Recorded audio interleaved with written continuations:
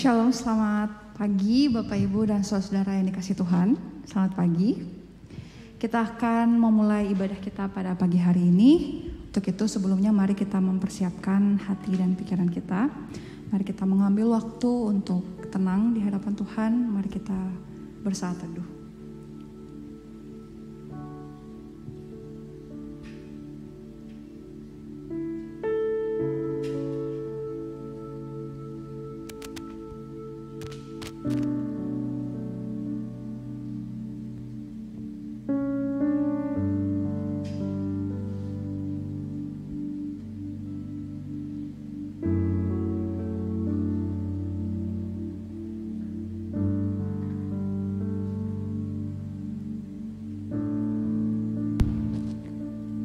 Saudara, saya undang untuk bangkit berdiri.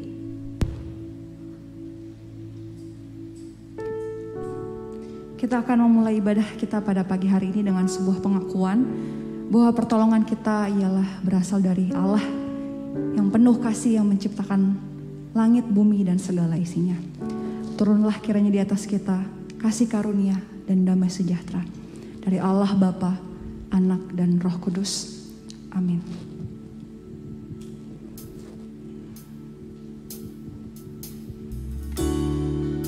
Saudara, mari kita menaikkan pujian dan penyembahan kita kepada Tuhan yang telah datang ke dunia untuk menyelamatkan kita semua.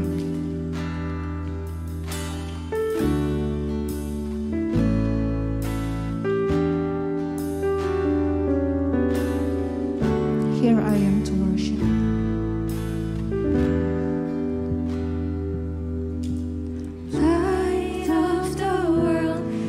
Step down into darkness, open my eyes, let me see.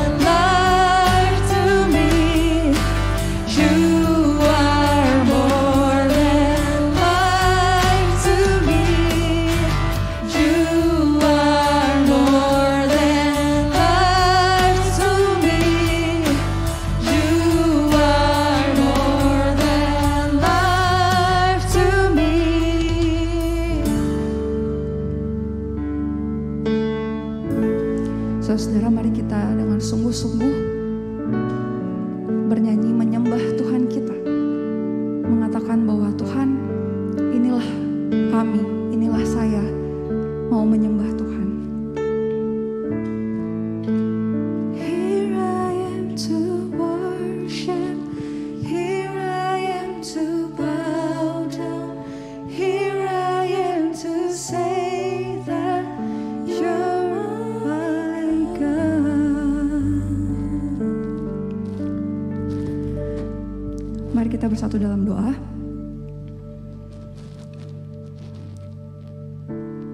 Sebuah sukacita kami bisa mengatakan bahwa Tuhan, Engkau adalah Tuhan kami. Tidak ada Tuhan yang seperti Engkau yang begitu mengasihi kami ciptaan-Mu.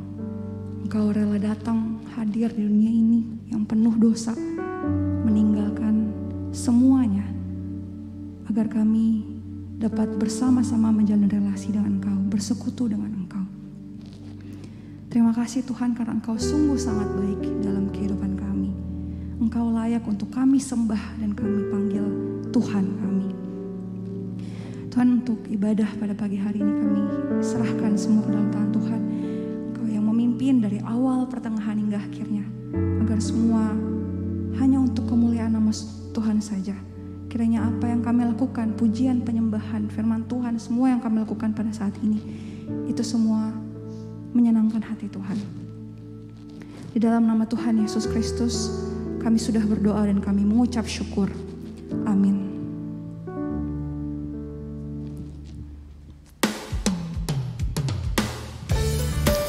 Mazmur 63 ayat 3 berkata, sebab kasih setiamu lebih baik daripada hidup, bibirku akan memegahkan engkau. Mari kita memuji Tuhan kita dengan hati yang penuh syukur karena Dia baik. Mari kita bertepuk tangan bernyanyi. Dengan hati bersyukur masuk di hadirat-Mu, membawa pujian bagi-Mu Yesus. Ku memandang wajah-Mu, bersuka di dekat-Mu, sambil menceritakan kasih-Mu. Oh, ku mengangkat tanganku dan bersorak-sorai bagi kebaikan-Mu. Engkau baik, sangat baik, kasih setiamu tak pernah berubah. Engkau baik, sangat baik, kasih setiamu tak pernah berubah. Mari kita bertepuk tangan.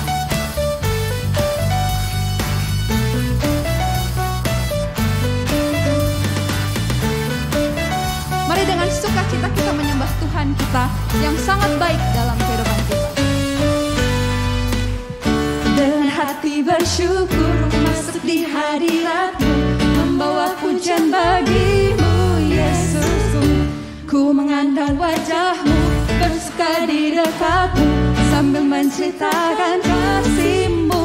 Oh, ku mengangkat tanganku dan bersorak-sorai bagi perbuatan-Mu. Hey, Engkau baik, sangat baik, kasih setiamu tak pernah berubah. Engkau baik, sangat baik, kasih setiamu tak pernah berubah. Engkau baik, sangat baik, kasih setiamu tak pernah berubah. Engkau baik, sangat baik, kasih setiamu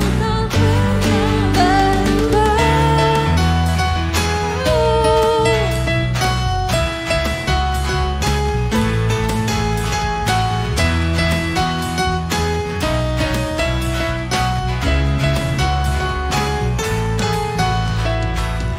Engkau baik, sangat baik, kasih setiamu tak pernah berubah. Engkau baik, sangat baik, kasih setiamu tak pernah berubah.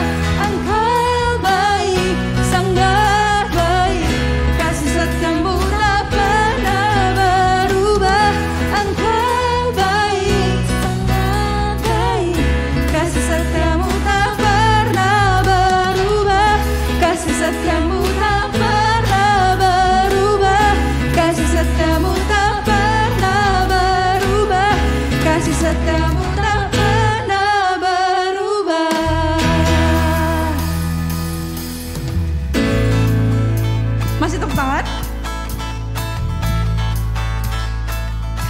tidak ada kasih yang lebih besar daripada kasih yang memberikan nyawanya bagi sahabat-sahabatnya.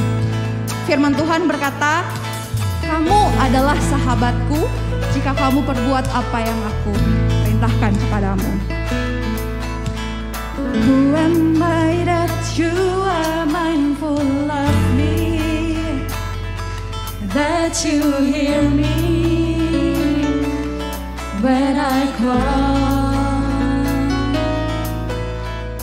Is it true that you are thinking of me, how you love me?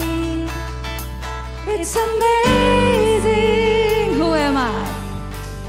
Who am I that you are mindful of me? You are full of me. You hear me when I call. Is it true that you are thinking of me, how you love me? It's amazing. I'm a friend of God. I am a friend of God. I am a friend of God. I am a friend of God. He calls me friends. I'm a friend of God. I am a friend of God. I am a friend of God. I am a friend of God. He calls me friends. Kita mau lakuin dari pertama. Who am I that you are mindful of me? You mindful of me, that you hear me, that you hear me when I call. Is it true that you are thinking of me, how you love me? It's amazing.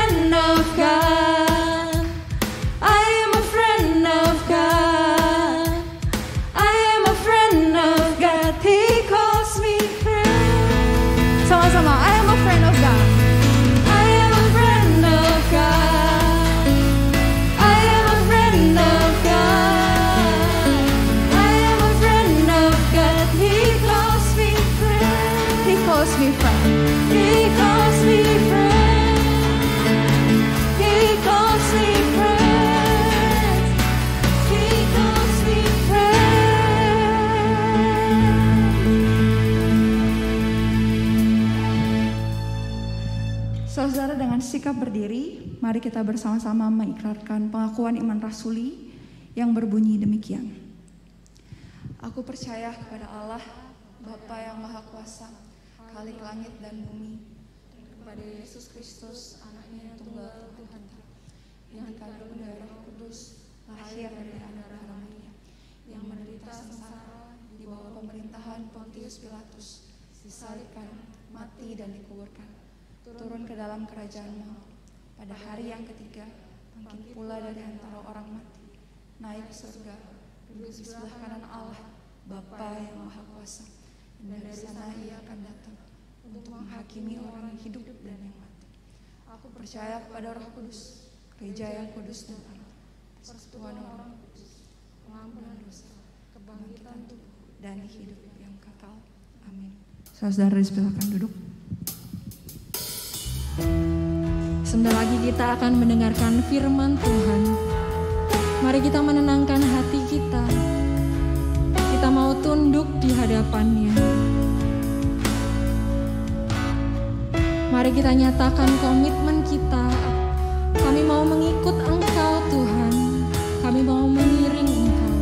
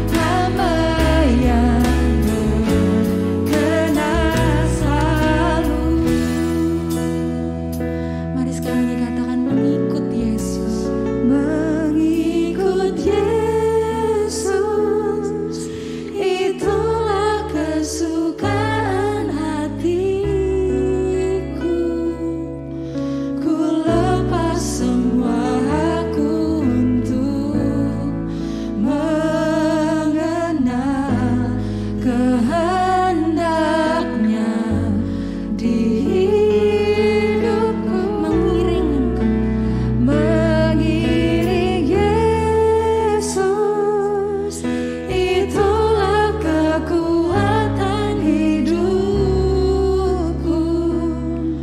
Ku yakin anugerahnya mampu jadikanku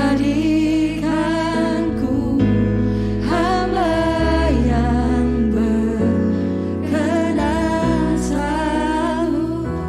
Ku yakin anugerahnya mampu. Ku yakin anugerahnya mampu jadikanku hamba yang berkenan selalu. Sekali lagi naikkan, ku yakin anugerahnya mampu jadikanku hamba yang berkenan selalu.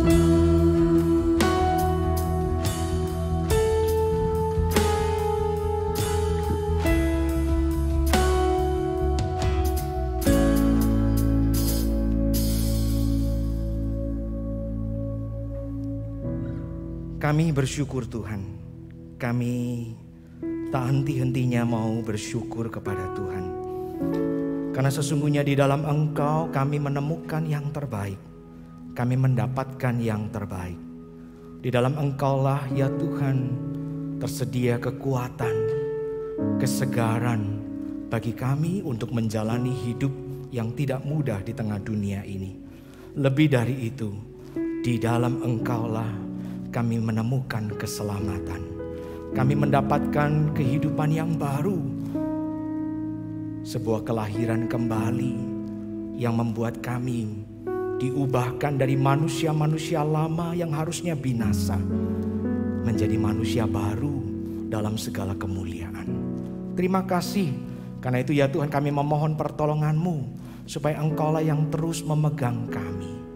Kalau kami yang harus memegang Engkau, seringkali yang terjadi kami lalai, kami lengah, kami tergoda dengan hal-hal yang lain di dunia ini. Dan kami melepas yang terbaik, yaitu Engkau. Tapi kiranya ketika Engkau memegang kami, tangan yang perkasa, pribadi yang penuh kesetiaan, itulah yang akan memberi kami kekuatan setiap hari.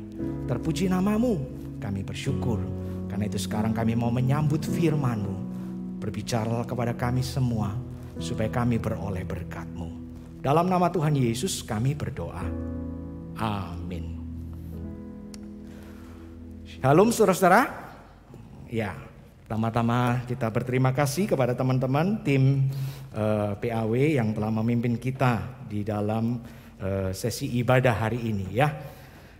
Selalu ada kegembiraan, kesukacitaan sekaligus ya ketika kita bisa melihat ada regenerasi ya, yang lebih muda terus belajar untuk maju mengambil peran melayani Tuhan ya.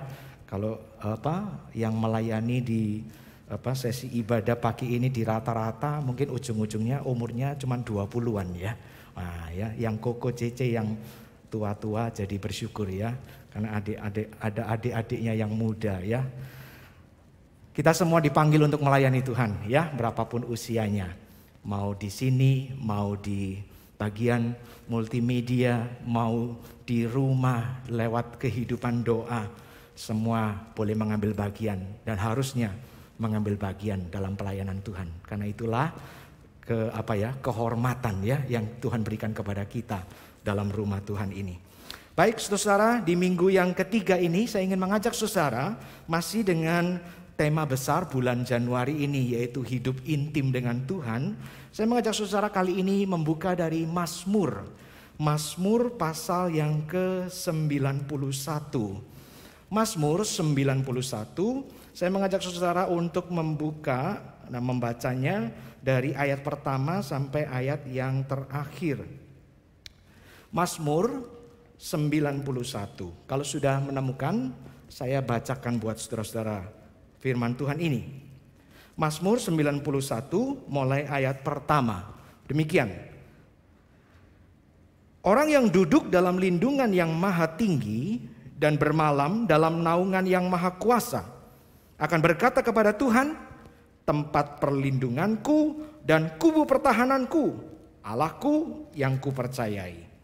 Sungguh, Dialah yang akan melepaskan engkau dari jerat penangkap burung, dari penyakit sampar yang busuk. Dengan kepaknya ia akan melindungi engkau. Di bawah sayapnya engkau akan berlindung. Kesetiaannya ialah perisai dan pagar tembok. Engkau tak usah takut terhadap kedahsyatan malam, terhadap panah yang terbang di waktu siang, terhadap penyakit sampar yang berjalan di dalam gelap, terhadap penyakit menular yang mengamuk di waktu petang. Walau 1.000 orang rebah di sisimu dan 10.000 di sebelah kananmu, tetapi itu tidak akan menimpamu. Engkau hanya menontonnya dengan matamu sendiri dan melihat pembalasan terhadap orang-orang fasik. Sebab Tuhan ialah tempat perlindunganmu, yang Maha Tinggi telah kau buat tempat perteduhanmu. Malapetaka tidak akan menimpa kamu, dan tulah tidak akan mendekat kepada kemahmu. Sebab malaikat-malaikatnya akan diperintahkannya kepadamu untuk menjaga engkau di segala jalanmu.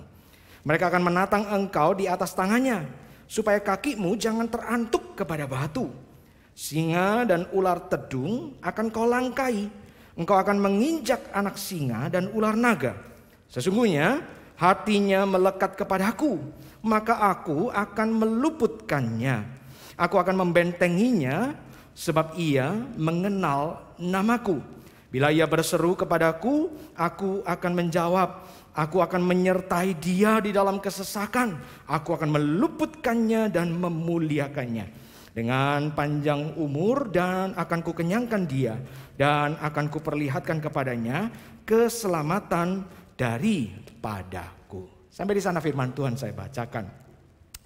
Saudara yang dikasihi Tuhan, saya percaya kalau kita mau memberi perhatian, kita akan dengan gampang menemukan ya, di banyak kebudayaan, mau kebudayaan barat yang maju, mau kebudayaan timur yang seringkali dianggap kurang maju, ya kita akan menemukan yang tentang pemikiran-pemikiran tentang yang namanya akhir zaman. Ya, akhir zaman yang bukan pengajaran agama maksud saya, ya. Tapi tentang dunia yang akan berakhir, bencana besar yang akan menimpa dunia, betul ya? Kalau dulu-dulu sekali kita mungkin pernah membaca ada ramalan suku Maya, ya, lalu kemudian sampai dibikinkan film itu ya, kalau tidak salah judulnya 2002, ya, yang mengatakan nanti Desember 2002 ada kiamat, bencana besar terjadi, ya. Yang saya heran sampai sekarang kenapa kok Desember ya? Kenapa kok enggak 20 Februari 2002? Kan itu tanggal cantik ya, 2002 2002. Ya, bukan ramalan kiamat ya. Yang ada hari itu banyak orang kawin kalau enggak salah ya. Tanggal cantik ya. Nah, lalu kemudian di Indonesia juga ada loh ramalan Jayabaya ya, yang mengatakan tentang kiamat. Lalu kemudian kita lihat katakanlah di kebudayaan-kebudayaan yang cukup maju, yang katanya cukup saintifik juga ada perhitungan-perhitungan, ramalan-ramalan seperti itu. Tapi ramalannya bukan sekedar ramalan, tapi berdasarkan penghitungan-penghitungan. Oh, melihat yang namanya perubahan iklim, yang namanya climate change, yang namanya ini panas suhu bumi terus meningkat, ya. Wah, diperkirakan nanti 2100 bencana terjadi besar. Oh, nanti misalnya ada komet yang akan nabrak bumi. Oh, nanti ada ini, nanti ada itu. Intinya dalam banyak kebudayaan kita sering mendengar cerita seperti itu. Banyak filmnya, banyak novelnya, banyak buku-bukunya. Baik yang science based maupun yang fictional. Nah, saudara, biasanya dalam lalu kemudian ketika munculnya berita atau cerita-cerita seperti itu, salah satu yang tidak bisa luput adalah adanya mulai pemikiran, lalu bahkan ada penawaran dari pengusaha-pengusaha tertentu menyediakan yang namanya tempat perlindungan, betul ya? Karena nanti diramalkan ada bencana besar, ada gempa lah, banjir lah, atau apapun ya, perang nuklir lah. Lalu muncullah yang namanya penawaran-penawaran tertentu, tempat-tempat perlindungan. Nah, kalau saudara search ya di Google, salah satu tempat perlindungan itu yang cukup jadi bahan perbincangan baru-baru ini, itu ada di Amerika, di Kansas. Ya, disebutnya proyeknya itu survival condo. Survival bertahan hidup, kondominium mungkin begitu ya, survival condo. Ya, ada seorang pengusaha di Amerika itu membeli bekas tempatnya peluncuran peluru kendali nuklir zaman dulu itu loh, namanya silo. Itu kan kayak sumur besar, ya, hampir 100 meter ke bawah, itu beton luar biasa segala macam. Dia beli $300.000, dia perbaiki jadi 15 lantai kalau tidak salah, lalu ada kira-kira 14 unit, ya bisa dibilang tempat perlindungan yang kemudian dijual secara bebas. Ya, harganya yang paling murah $500.000, kira-kira 7 miliar, yang paling mahal 4,5 juta, kira-kira 63 miliar kira-kira. Ya, tapi kalau Anda tertarik juga nggak bisa apa-apa karena sudah habis. Ya, sudah terbeli semua dengan habis. Ya, di situ itu bisa dibilang apartemen hotel bintang 7 di bawah tanah. Ya. Aman dari nuklir, ya, aman dari wabah penyakit virus apapun, ya, karena ada saluran udara yang membersihkan terus-menerus. Orang yang tinggal di sana 75 orang bisa bertahan, tidak usah keluar dari tempat itu 5 tahun berturut-turut penuh, ya. Makanan ada, minuman, wine, macam-macam, bioskop, kolam renang, gym, ya, segala macam ada di sana. Ya, itu betul-betul apartemen kondominium bintang 7. Konon dikatakan sekali lagi, klaimnya ini tempat perlindungan paling aman yang bahkan bisa melindungi engkau dari apokalips, dari kiamat, katanya begitu. Nah, tapi sekali lagi pertanyaannya adalah, bisakah tempat perlindungan seperti ini, ya, yang harganya itu luar biasa ini benar-benar kemudian menjadi tempat perlindungan yang sepenuhnya, yang seutuhnya seperti klaimnya itu? Bayangan saya kok ini klaim terlalu luar biasa ya. Kenapa? Karena waktu bicara hari Tuhan, waktu bicara kiamat akhir zaman, kalau yang kita bicara dari nubuatan firman Tuhan khususnya perjanjian lama, ya, langit dan bumi akan lenyap, unsur-unsur dunia akan lenyap dan segala macam. Itu berarti, ya, mau sampai kapanpun dunia sudah tidak ada lagi, ya. Buminya ini sudah tidak ada, ya. Jadi Anda yang sudah repot-repot beli tempat perlindungan itu pun ya lenyap, ya, bersama dengan tempat perlindungannya itu. Kalau nutut pergi ke sana, ya, ke Kansas, ya. Nah, ada satu cerita tragis dan ironis. Salah satu buyernya, ya, namanya Ziegler, ya, Peter Ziegler, itu adalah anak keturunan dari seorang keluarga kaya luar biasa. Ya, engkongnya itu pendiri perusahaan cerutu terkenal di Swiss. Waktu engkongnya mati itu meninggalkan kekayaan konon sampai sekitar sekian miliar US dollar. Nah, si Peter ini cucunya jadi salah satu pembeli, ya. Tapi sayang sekali ya, belum sempat tinggal di situ, belum sempat ngalami kiamat, ya. Tahun 2015 dia kecelakaan, lumpuh, 2017 mati beneran, ya. Akhirnya investasinya pun itu sempat jadi masalah. Nah, saudara sekali lagi, ya, waktu kita bicara tempat perlindungan, kita ini manusia, ya, karena kita sadar kita ini rapuh, kita ini seringkali tidak berdaya menghadapi ancaman, tantangan, ancaman bahaya yang ada di sekitar kita, ya. Maka kemudian kita berpikir bagaimana saya mendapat perlindungan dari mana? Kita sadar tidak sadar mengusahakan sendiri perlindungan kita. Ada orang yang mungkin berpikir, oh selama saya punya uang banyak, itulah perlindungan saya. Sakit tinggal berobat, dokter terbaik, rumah sakit terbaik, ya, apapun nanti bisa jadi pelindung saya asal saya punya uangnya.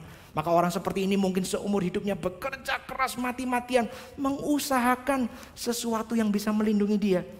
Mungkin ada orang yang berpikir, kenalankah, ya, koneksikah dengan orang-orang punya kuasa tertentukah, ya, atau apapun juga. Intinya adalah kita mengusahakan sesuatu atau seseorang yang bisa melindungi kita, waktu kita di bawah ancaman itu.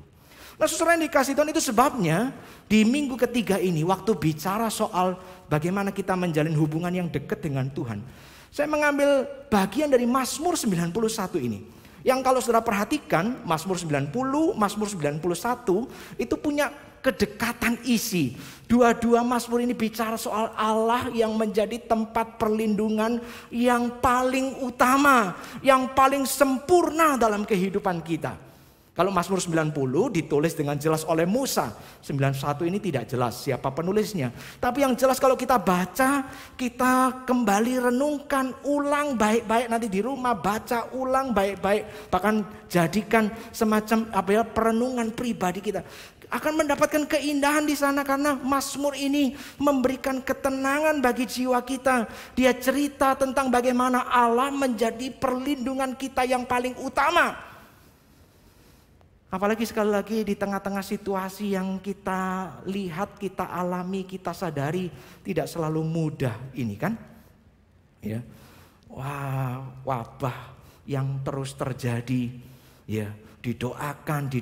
Ya sih keadaan membaik. Tapi nanti baru membaik, nanti ada ancaman naik. Baru membaik, ada ancaman naik. Sampai kapan? Belum lagi kesulitan-kesulitan dan tantangan yang lain. Maka sekali lagi saudara, mari kita perhatikan Mazmur 91 ini. Saya berharap setelah kita merenungkan bagian ini, pulang dari tempat ini, ya, oke, walaupun hidup ini masih penuh tantangan, walaupun hidup ini memang masih penuh dengan potensi ancaman, potensi bahaya dalam hidup kita, tapi paling tidak kita berani menghadapinya dengan penuh keyakinan karena kita tahu bahwa kita ini tidak telanjang. Kita ini bukan seorang disuruh pergi ke rumah sakit menular tanpa APD. Bukan. Kita ini punya alat pelindung diri yang luar biasa. Karena yang menjadi pelindung kita adalah Allah yang kekal. Nah saudara, mari perhatikan beberapa hal yang saya ingin ajak saudara perhatikan. Yang pertama adalah ancaman bahaya apa saja yang dikatakan, yang dijanjikan, ya, dilindungi Allah dalam kehidupan kita. Tadi misalnya di dalam ayat yang di depan itu ya, di ayat yang ketiga. Sungguh dialah yang akan melepaskan engkau dari jerat penangkap burung, dari penyakit sampar yang busuk. Lalu kemudian coba perhatikan ayat yang kelima. Engkau tidak usah takut terhadap kedahsyatan malam, terhadap panah yang terbang di waktu siang, terhadap penyakit sampar, terhadap penyakit menular dan seterusnya dan seterusnya. Saudara, coba kalau kita perhatikan, paling tidak ada dua macam tantangan, dua macam ancaman yang bisa digolongkan dari semua jenis yang disebut. Satu adalah ancaman dari sesama manusia, dari tindakan manusia. Jerat penangkap burung, panah yang terbang di waktu siang dalam hal perang misalnya. Ini adalah ancaman bahaya dari sesama manusia. Kita sadar, ya toh? Kita harus menyadari, mengakui kita ini sedang hidup di tengah dunia penuh manusia yang tidak selalu baik. Manusia-manusia yang niatnya baik aja kadang-kadang masih bisa melukai kita, betul ya? Manusia-manusia yang tidak pernah berniat jahat aja kadang-kadang bisa menjadi bahaya bagi kita. Di jalan misalnya, tidak kenal, bukan siapa-siapa, tiba-tiba ditabrak, walaupun itu sifatnya tidak sengaja. Apalagi kita juga harus mengakui kan, kenyataannya di antara sekian banyak manusia ini tidak sedikit nih. Manusia-manusia yang memang dari sononya punya niat jahat. Dari sononya punya niat intensi mencelakai kita. Mau terang-terangan, mau ditutup dengan muka manis. Bukankah kita menghadapinya? Tantangan yang kedua dikatakan, ancaman yang kedua adalah potensi ancaman yang di luar dari manusia. Ancaman alam. Makanya disebut wabah, penyakit, sampar, penyakit menular, mematikan dan seterusnya. Dan kita ngalami sendiri 2 tahun terakhir ini. Betul ya? Oh, mungkin di antara saudara-saudara ada yang sudah pernah membaca pelajaran sejarah, ada yang mungkin enggak. Tapi 2 tahun terakhir ini membuka mata kita melek lebar-lebar. Bahwa ada yang namanya satu virus bisa menimbulkan kerusakan, ancaman, kematian begitu besar, begitu dahsyat. Betul ya? Nanti mungkin generasi anak cucu kita, ya, nanti cuman dengar ceritanya aja dari kita. Oh dulu papa, mama, engkong, emak ini ya mengalami yang namanya pandemi global. Opo pandemi itu? Apakah salah satu bagian dari mie instan kah? Bukan, pandemi ya. sesuatu ancaman bagi seluruh umat manusia. Mungkin anak cucu kita yang nanti besar 50 tahun yang akan datang dengan teknologi yang makin maju. Mikir ya, zamannya papa mama engkong emak ini kok tragis bener ya. Ya, kok primitif banget ya. Nggak bisa melindungi dari virus seluruh dunia kacau balau. Tapi nyatanya kita mengalaminya. Itu sebabnya sekali lagi saudara, satu, wah kalau bicara soal diproteksi dari apa, bisa disimpulkan diproteksi dari segala sesuatu. Yang kedua, siapa yang melakukan proteksi itu? Nah, ini menarik saudara. Mari perhatikan sekali lagi ayat yang pertama tadi. Ayat pertama mengatakan begini, dilanjut dengan ayat kedua. Orang yang duduk dalam lindungan yang maha tinggi dan bermalam dalam naungan yang maha kuasa akan berkata kepada Tuhan, tempat perlindunganku dan kubu pertahanku, Allahku yang kupercaya. Perhatikan, hanya dalam 2 ayat, ya bisa dibilang itu 1 kalimat, ada 4 nama Allah berbeda disebut oleh pemazmur. Perhatikan itu. Yang pertama disebutnya yang maha tinggi, Elyon. Allah yang maha tinggi. Menunjukkan soal status. Allah yang melindungi kita dari bahaya manusia ataupun bahaya alam itu adalah Allah yang maha tinggi. Ini bukan dewa yang sejajar dengan dewa yang lain. No. Ini Elyon. Allah yang maha tinggi. Tidak ada yang lebih tinggi. Tidak ada yang lebih agung. Tidak ada yang lebih mulia dibandingkan pribadi Allah ini. Dan Allah ini adalah Allah yang akan melindungi engkau dan saya. Luar biasa ya. Tapi tidak berhenti satu. Yang kedua dikatakan yang bermalam dalam naungan yang maha kuasa, El Shaddai. Kita pernah nyanyi lagunya. Ini adalah Allah yang maha kuasa, menunjukkan soal kekuatan, keperkasaannya. Maha kuasa, bukan seorang pribadi yang punya kekuatan selevel dengan orang lain, bukan. Bukan pribadi yang punya kekuatan, kuasa, kemampuan sama, setara, sebanding dengan ini, itu. No. El Shaddai, Allah yang maha kuasa, ditunjukkan, dibuktikan dengan dirinya sebagai pencipta alam semesta, di mana tidak ada pribadi yang lain yang mampu melakukannya. El Shaddai, Allah yang maha kuasa itulah yang melindungi engkau dan saya. Bukan sekedar pejabat dengan kekuatan kuasa tertentu, pangkat tertentu. No, bukan sekedar dewa, dewi, ya patung. No, tapi pribadi Allah. Yang ketiga, siapa yang melindungi kita itu? Dikatakan akan berkata kepada Tuhan. Kalau saudara perhatikan, kata Tuhan ini ya yang ditulis dengan cara spesifik seperti ini menunjukkan dalam bahasa aslinya Yehova, Yahweh. Yahweh atau Yehova itu adalah Allah perjanjian. Allah yang ngomong kepada Abraham, Allah yang ngomong kepada Yakub, Allah yang ngomong kepada Musa dan seterusnya itu. Aku akan menjadi Allahmu, engkau akan menjadi umatku. Aku akan menggembalakan engkau, engkau akan menjadi domba gembalaanku. Ini Allah yang maha tinggi, agung mulia di tahta paling tinggi. Allah yang maha kuasa, paling powerful, paling berkuasa, pencipta langit dan bumi. Ini adalah Allah yang mengikat perjanjian dengan kita. Allah yang berkata kepada engkau dan saya, engkau yang percaya kepadaku, aku akan menjadi Allahmu. Aku akan menjadi gembalamu. Bahkan aku akan menjadi juru selamatmu. Saudara, bukankah ini nama-nama pribadi-pribadi ini memberi kepada kita satu jaminan kepercayaan yang sebetulnya tiada taranya ya.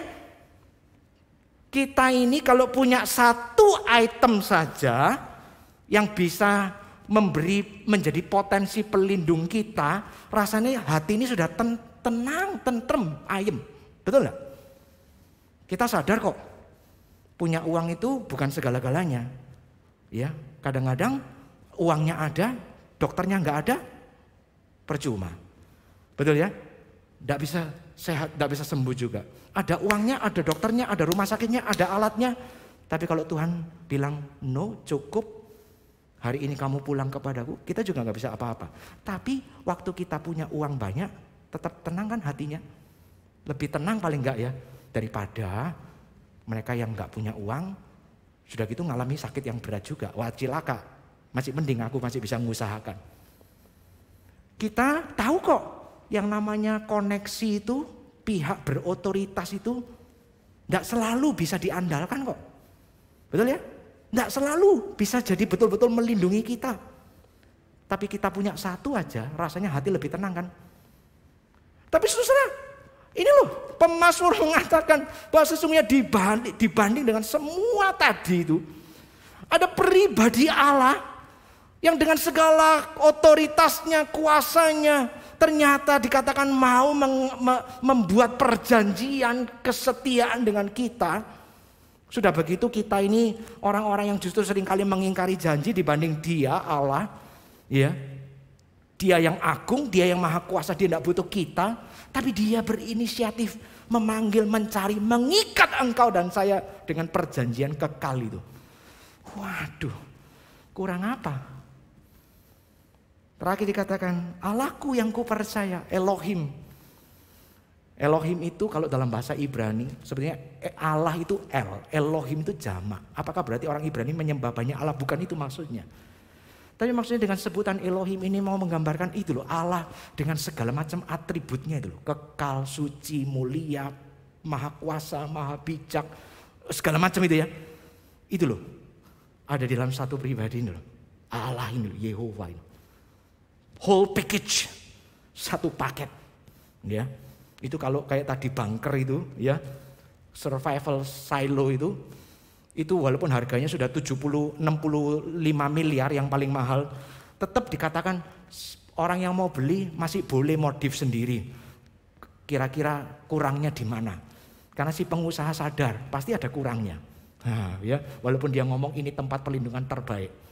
Salah satu investor dari Timur Tengah sudah beli, lalu kemudian nambah sendiri helipad. Wah ya, dia bilang supaya daripada aku jauh-jauh dari Timur Tengah ya apa pergi ke Kansas waktu nih apokalips harus ada landasannya.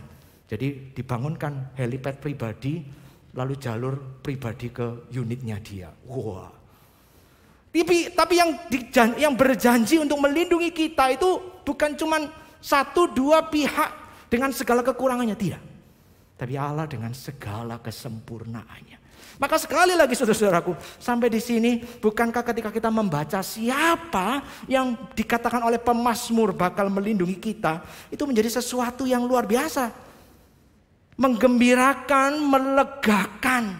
Kenapa? Karena sekali lagi ancaman apapun dikatakan ada pribadi dengan segala kesempurnaannya ini yang kemudian siap sedia melindungi kita.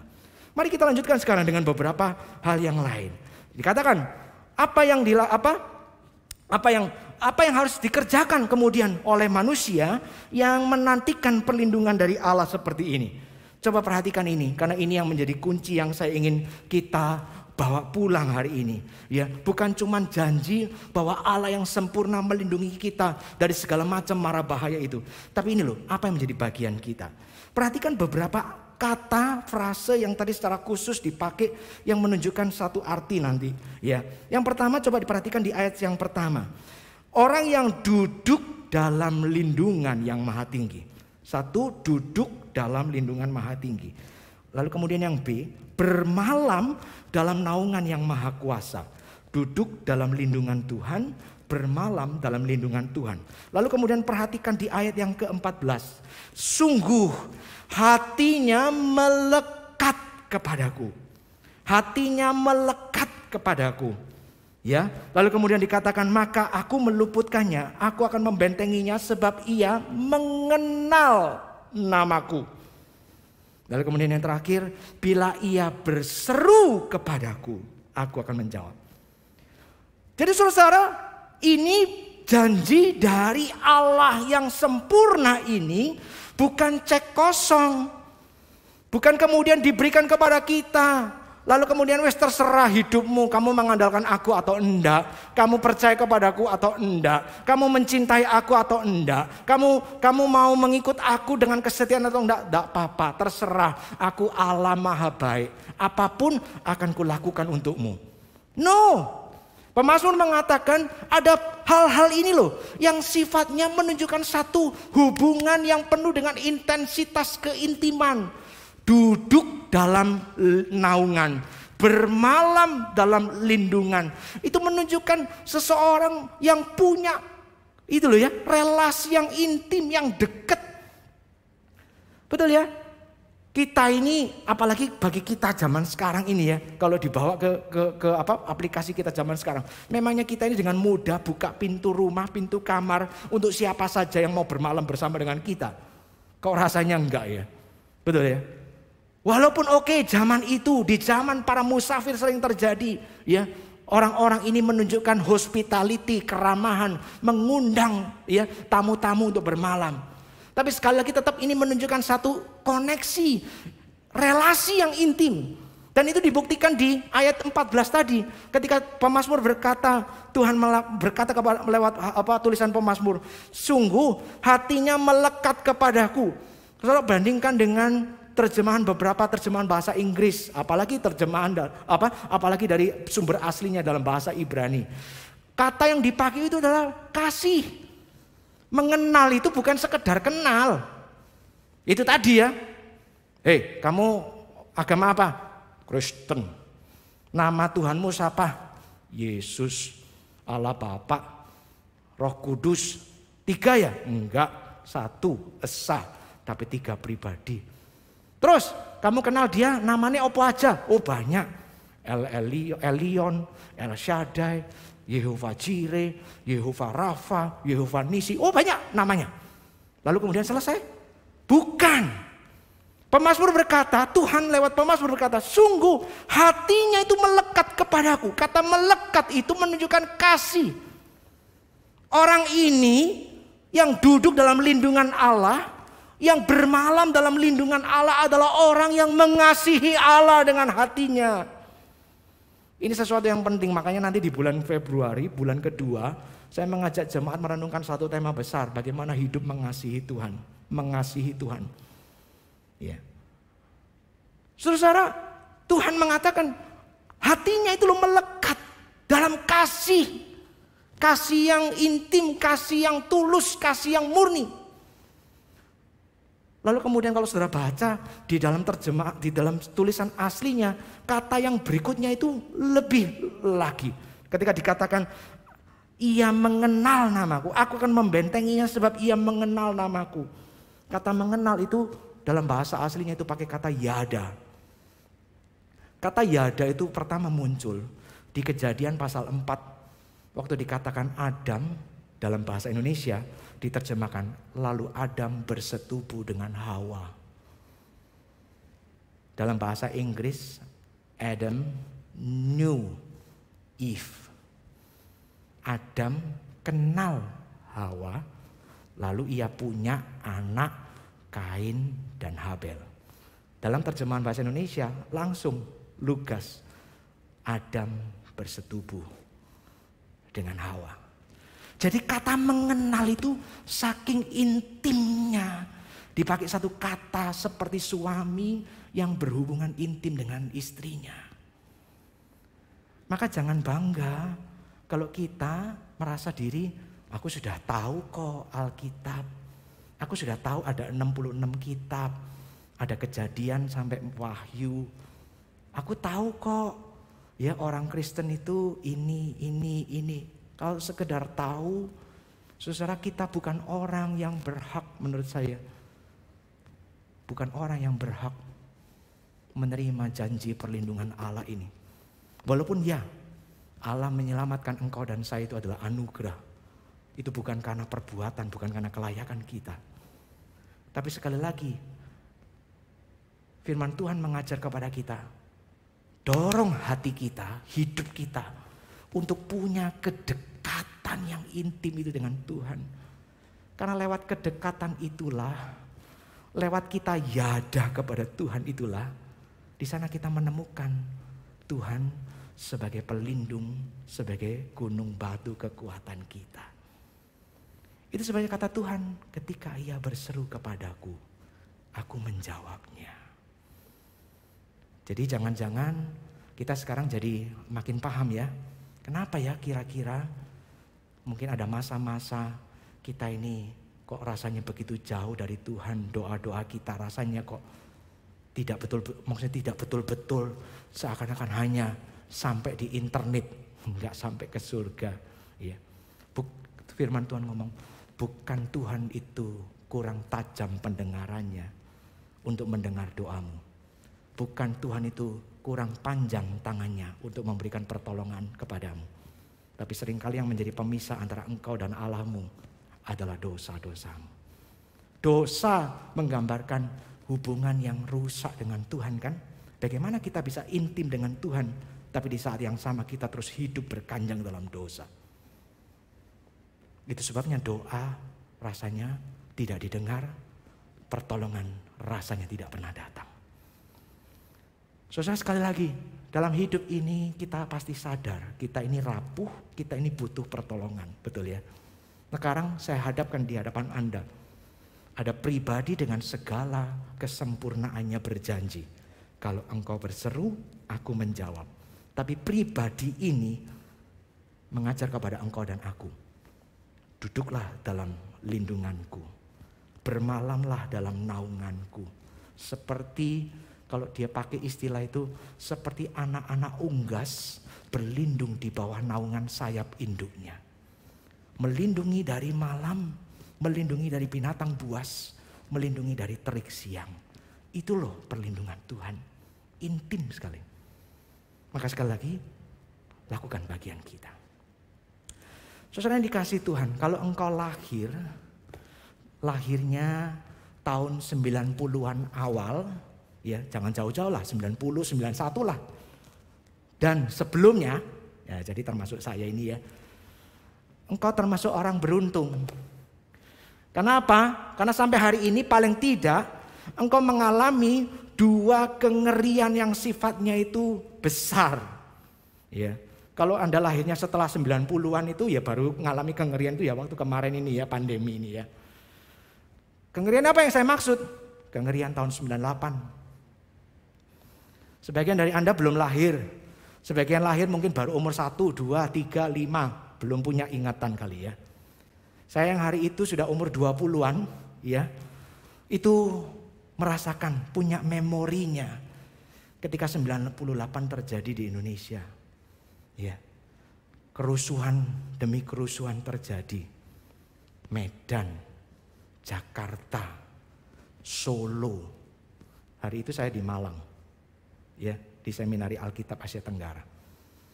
Itu ngelihat berita, itu kayak seakan-akan tinggal tunggu waktu ini ya. Itu lampu itu kalau lampu nyalane urut, Medan di barat, ke Jakarta, ke Solo, ini mungkin Malang tinggal tunggu giliran. Terus terang kami yang di saat sekalipun hari itu juga harus diakui kok, kita manusia kok. Ada kegelisahan. Saya menangkap kegelisahan itu dari dosen-dosen. Karena paling tidak apa? Masalahnya mereka bertanggung jawab untuk anak-anaknya orang lain. Iya toh. Nah, kalau diri sendiri, anak istri sendiri terjadi sesuatu karena mempertahankan nama Tuhan. Ya rasanya ya itu kan keluarga sendiri. Ini anak-anak orang lain.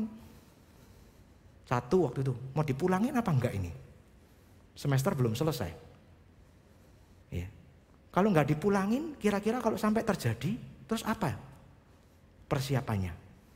Jangan ngomong soal doa ya. Hari itu tiap malam kami memang sudah biasa, tiap malam ada chapel malam, tiap pagi ada chapel pagi. Satu yang agak berbeda, doanya jadi makin fokus kepada topik itu. Ya sama kayak kita 2 tahun kemarin lah ya. Fokus sama corona kayak nggak ada permohonan lain ya. Kita ngomongin doa, pokoknya corona beres, sisanya ya Tuhan tahulah yang paling baik. Gitu ya kira-kira ya. Kita doanya 1 plus yang lain. Hari itu juga begitu.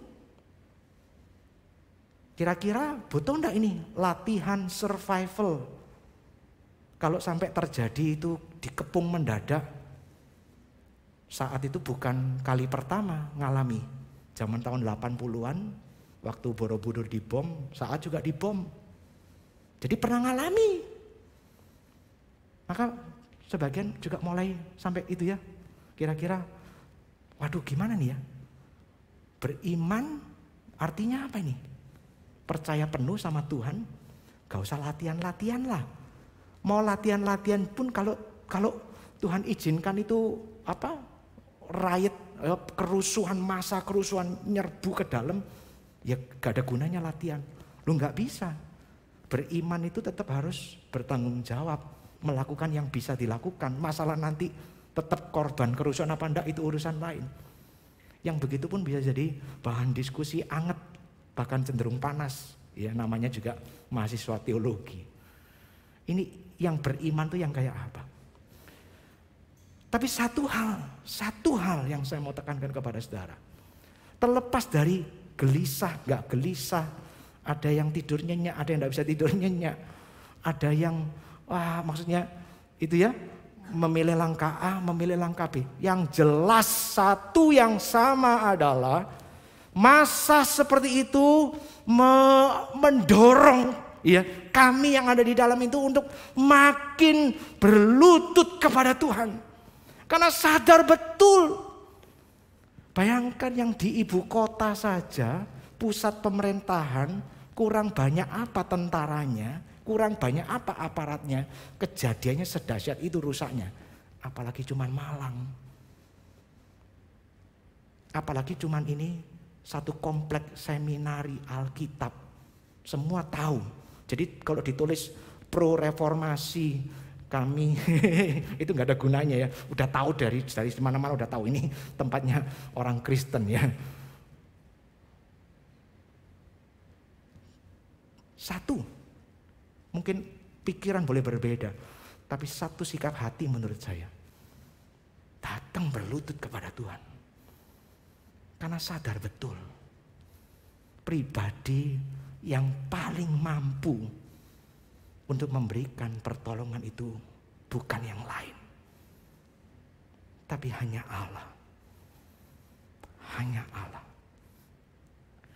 Maka itu sekali lagi saya katakan kita generasi 90 ke atas. Ya 90 ke depan ya.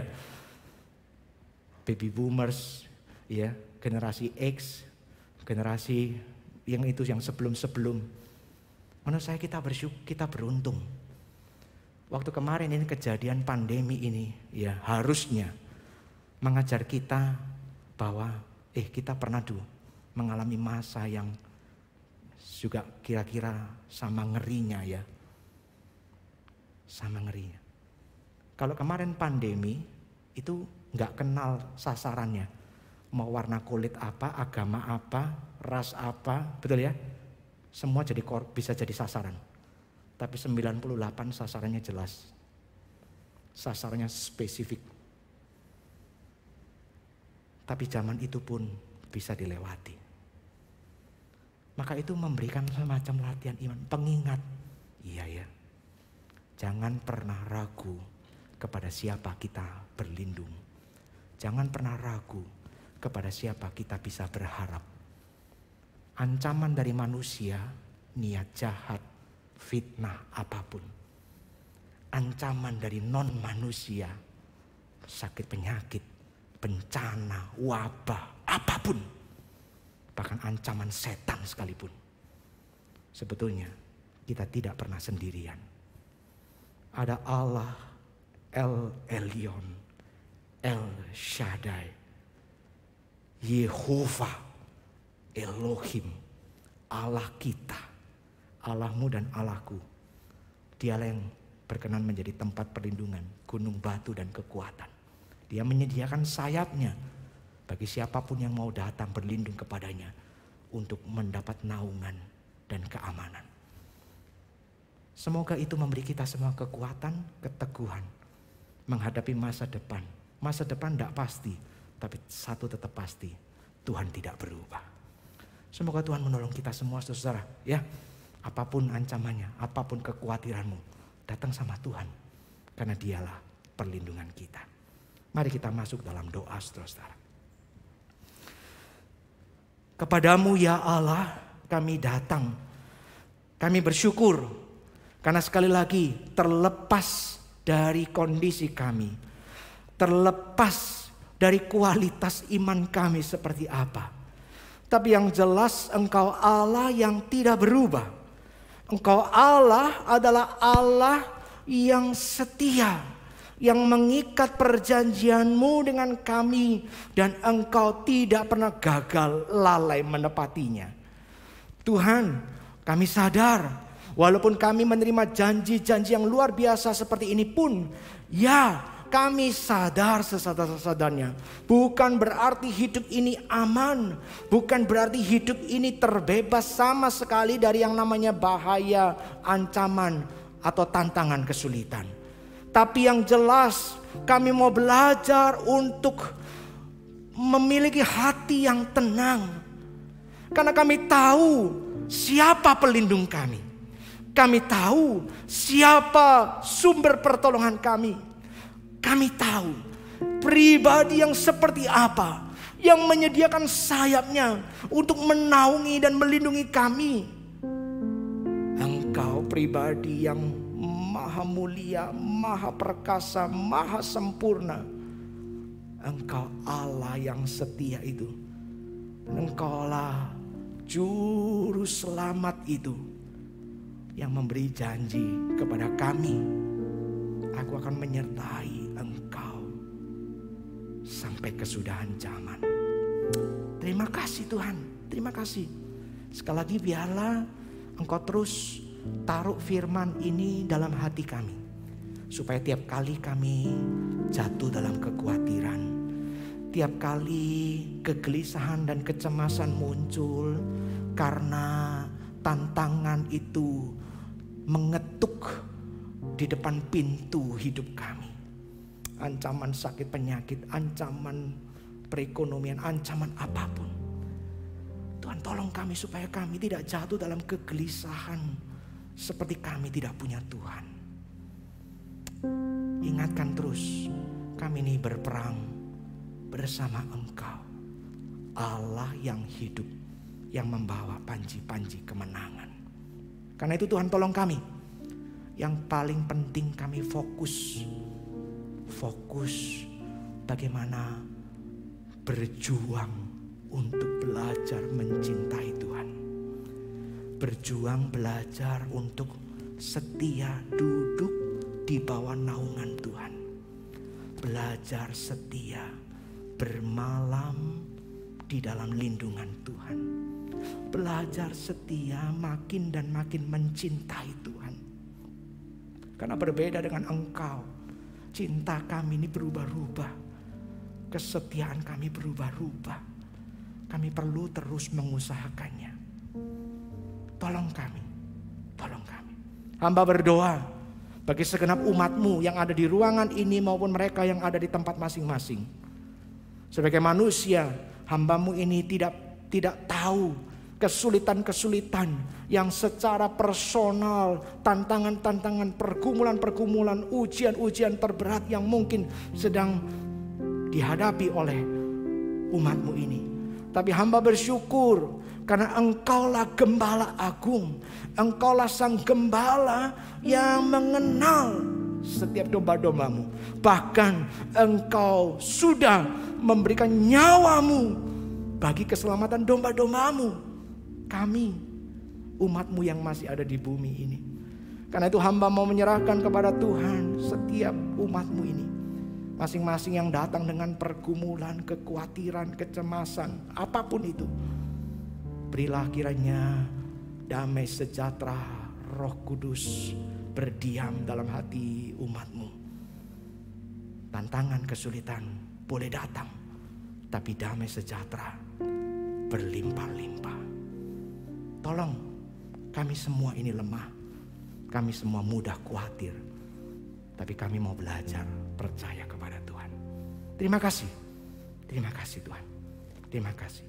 Yang sakit, berikan kepada mereka kekuatan. Berikan kepada mereka jamahan Tuhan. Tuhan kiranya berkenan memberi kesembuhan dan pemulihan yang sedang bergumul dengan masa depan, dengan kekhawatiran, dengan relasi hidupnya, dengan mimpinya untuk menikah, menemukan pasangan hidup yang sejati. Mereka yang bergumul dengan rencana-rencana studinya, mereka yang bergumul dalam perjalanan mencapai cita-cita yang dimimpi-mimpikan, mereka yang bergumul untuk mengusahakan, untuk memulai ataupun mengembangkan bisnis, pekerjaan dan karir. Mereka yang bergumul dengan iman dan kerohaniannya yang mungkin beberapa waktu terakhir menjadi tawar, menjadi dingin. Pergumulan apapun, Tuhan, kami datang kepadamu karena Engkaulah Bapa kami, Engkaulah Gembala kami, bahkan Engkaulah Juru Selamat kami. Engkaulah tempat perteduhan kami. Terima kasih Tuhan, terima kasih. Ini kami bawa diri kami sebagai persembahan. Satu kali lagi kami persembahkan hidup kami kepada Tuhan. Biarlah dengan kekuatan, kesegaran yang datang dari Tuhan, kami giat untuk melayani Tuhan, mencintai Engkau seumur hidup. Terimalah persembahan kami ini, supaya kami dipakai oleh Tuhan sendiri. Terpuji namamu Tuhan. Kami bawa bangsa dan negara kami dengan segala perkembangan yang ada. Mohon Tuhan berbelas kasihan. Engkaulah yang menjadi pelindung. Engkaulah yang menghindarkan kami dari ancaman sampar ini, sehingga bangsa ini boleh dihindarkan dari kehancuran yang lebih parah. Tolong kami. Terpuji namamu. Kami berdoa hanya dalam satu nama, Yesus Kristus, Tuhan yang menyertai kami sampai kesudahan zaman. Amin. Mari kita berdiri saudara-saudaraku, mengembalikan kemuliaan dan pujian bagi Tuhan Allah yang Maha Tinggi.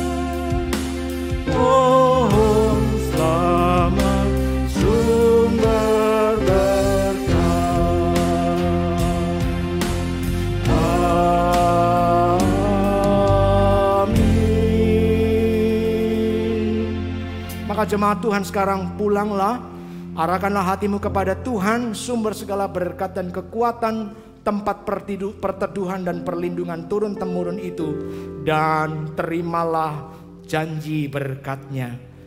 Saudaraku, Tuhanlah penjagamu, Tuhanlah naunganmu di sebelah tangan kananmu.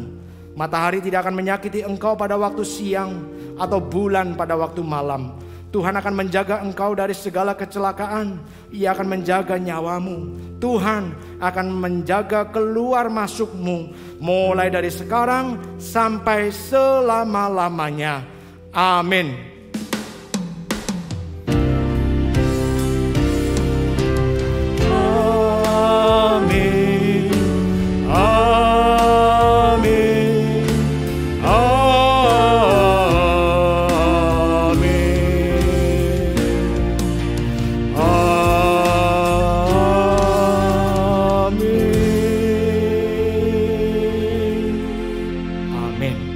Duduk saudaraku, ibadah selesai sampai di sini. Selamat hari Minggu, Tuhan memberkati kita semua.